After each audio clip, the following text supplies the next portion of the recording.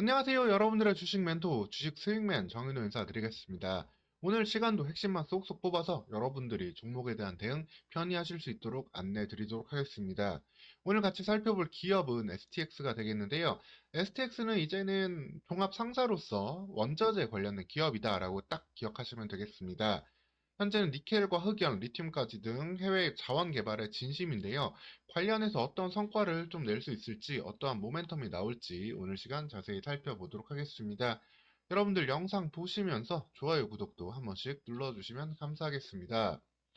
STX는 8월 말 9월까지 상당한 급등세를 한번 보였었는데요. 이 당시에 이제 인적 분할이 결정이 되고 인적 분할이 실행되기 전까지 그 기대감이 주가에 모두 반영되었다라고 보시면 되겠습니다. 이 전에 6월 달에 어떠한 일이 있었냐면은 이수화학이 이수 스페셜티 케미컬과 인적 분할을 하면서 이수 스페셜티 케미컬이 정말 놀라운 급등세를 보여줬었습니다. 83,000원부터 시작한 주가가 45만원까지 수직 상승하는 모습을 보여줬죠. 그러면서 인적 분할에 대한 기대감이 시장에 크게 반영이 됐고 단기 상승의 재료로 좀 활용되었던 모습입니다. 이를 통해서 STX 그리고 STX 그린 로지스로 나뉘게 됐었는데 이 이슈가 반영되기 전 주가가 상당히 올라갔었다라고 보시면 되겠습니다. 이후에는 사실 관련된 이슈는 크게 소멸이 되었어요. 사실 이게 얼마만큼 기업 가치를 증대시키는 영향은 사실 없다라고 볼 수 있고 STX랑 STX 그린 로지스는 사업 영역을 명확히 좀 쪼갰다고 보시면 되겠습니다. 이제 STX는 이제 종합 상사로서 광물에 관련된 일에 좀 집중을 하고 이 부분에 대한 좀 전문성을 키워갈 수 있는 상황이 되었다라고 여러분들은 보시면 되겠습니다. 다만 그렇다고 하기에도 문제는 실적 계속 좋지 않아요.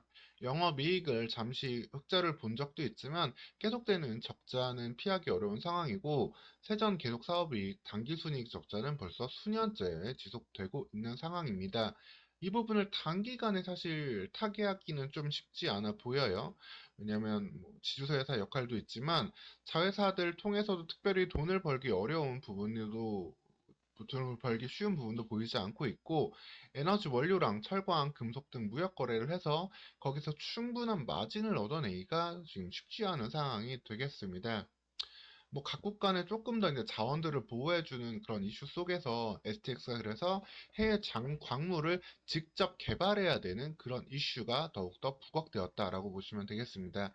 그래서 12월 14일 날 나온 뉴스도 보면은 STX 같은 경우에는 모잠비크 총리와 흑연 광산 개발 논의 그리고 전기차 업체 디피코 인수 의향서 제출 등 새로운 단계의 사업들을 좀 진행을 하려고 하곤 있어요. 왜냐하면은 기존의 사업들만 가지고는 어려운 상황이고 거기에 유상증자까지 한 상황으로 자금 조달은 그래도 한 단계 한 상황이다라고 보시면 되겠습니다.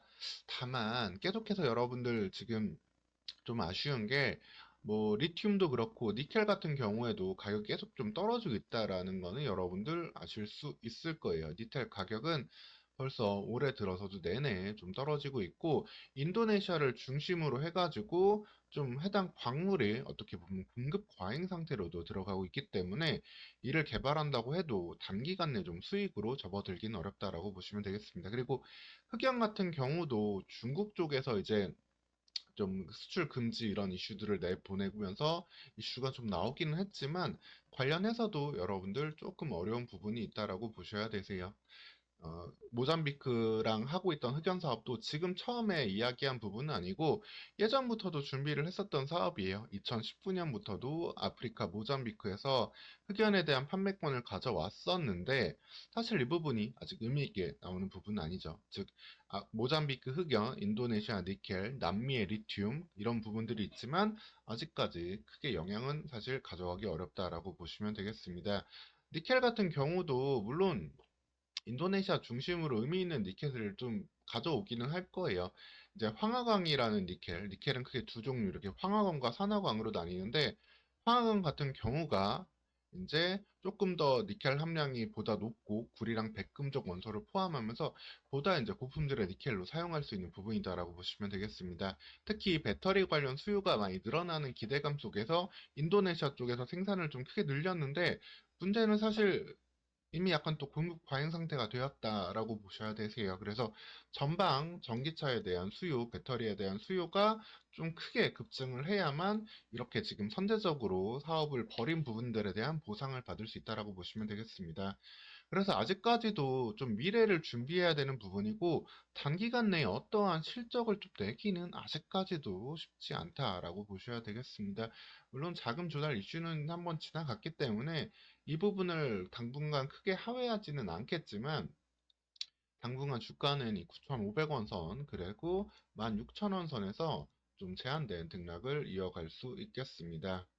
이 부분까지도 지금 넘기가 쉽지 않은 모습이에요. 예.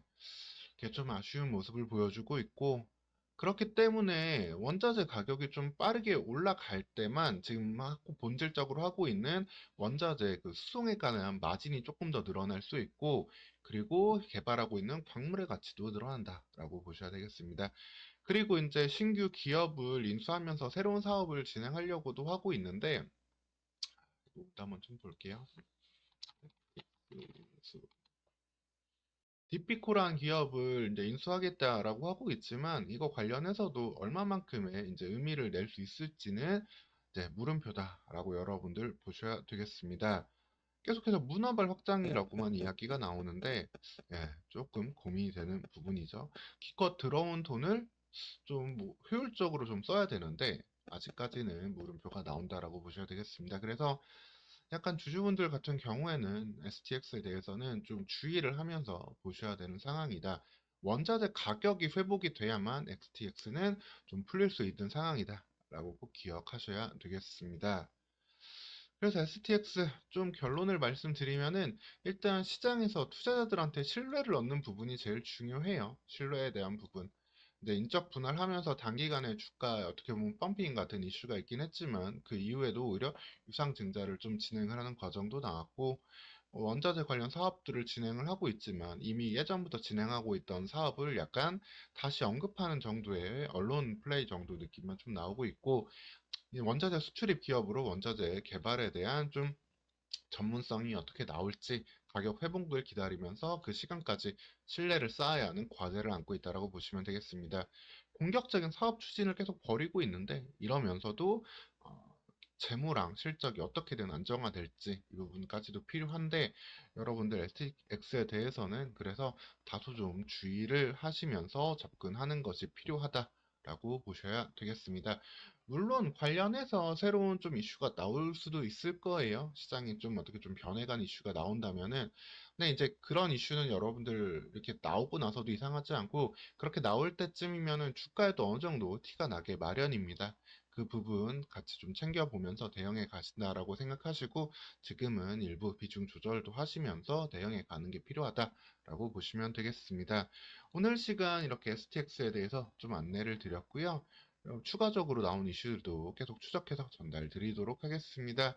오늘 시간도 영상 시청해 주셔서 감사드리고요. 다음 영상에서도 뵙겠습니다. 좋아요, 구독도 한 번씩 눌러주세요. 감사합니다.